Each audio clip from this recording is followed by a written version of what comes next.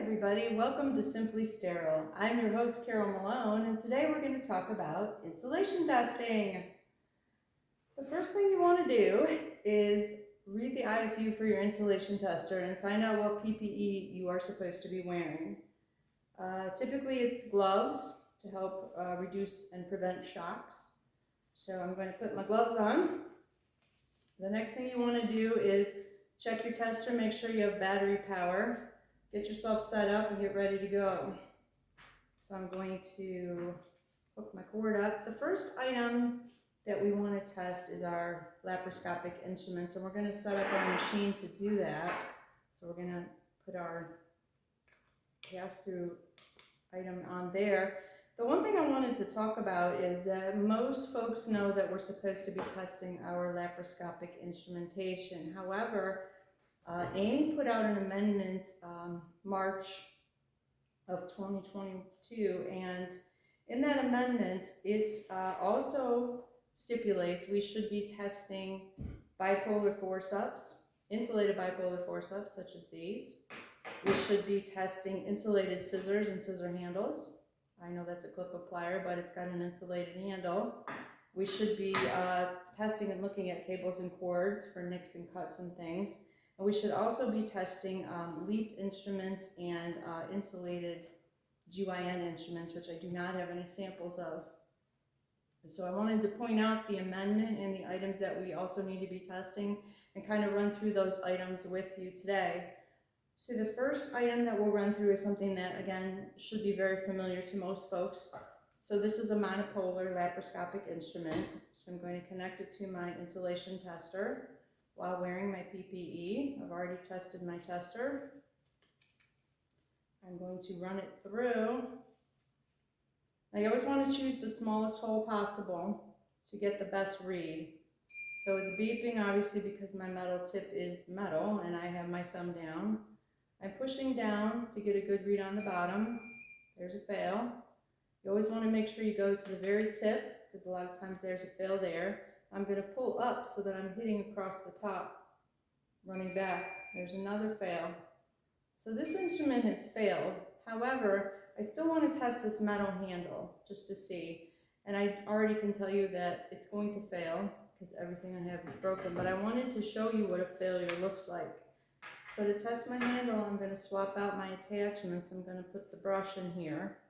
Again, you may have a different insulation tester, that's fine, however you attach your attachments. Most come with the brush.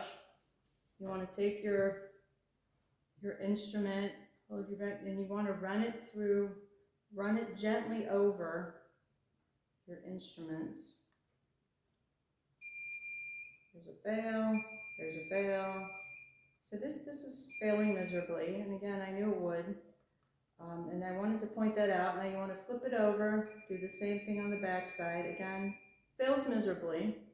But the thing I wanted to point out is when it's failing miserably, especially around the handles, when they throw the current through in the OR and the doc has their fingers through this, they're going to get shocked. So it's very important, if you have any metal handled laparoscopic instruments, to make sure that you're testing those handles every time. So off to the repair room.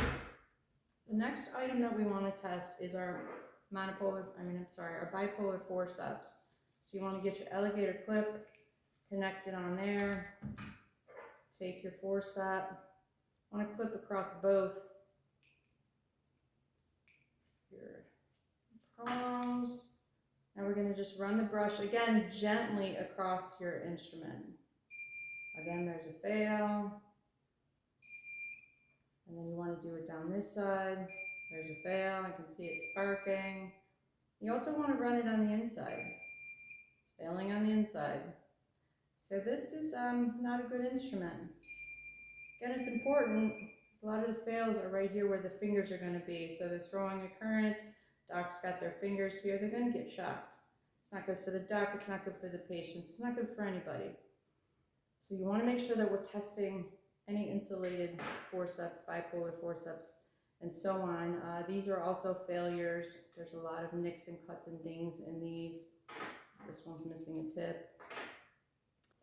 So we also want to test scissor handles, any coated handles. So this particular item is a clip applier with a coated handle. So when we connect our item and we test the handle, we can see that it is failing.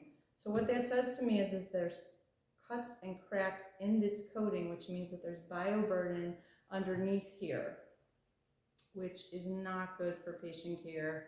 This probably needs to be removed and recoated. And then here's just some more examples of scissors with coated handles that we would test and make sure that this coating is intact and sealed and that there's nothing underneath it.